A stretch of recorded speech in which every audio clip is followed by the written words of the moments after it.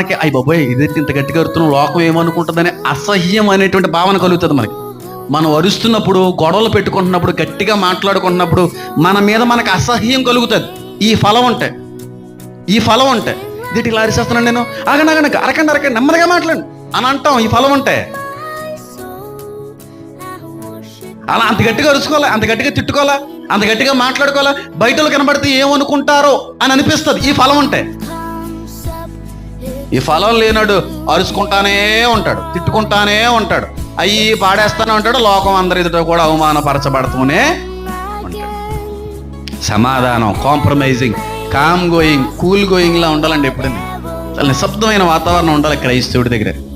ఎవరైనా నలుగురు కొట్టేసుకుంటున్నారు, తిట్టేసుకుంటున్నారు అన్న సమయంలో క్రైస్తవుడు వెళ్తే అది వెంటనే కామ్ అయిపోలే, వెంటనే స్మూత్ అయిపోలేదు, కాంప్రమైజ్ అయిపోలే. అంతేకాని గొడవ రేజ్ అయ్యే విధంగా ఉండకూడదు. నేను చాలా కుటుంబాలు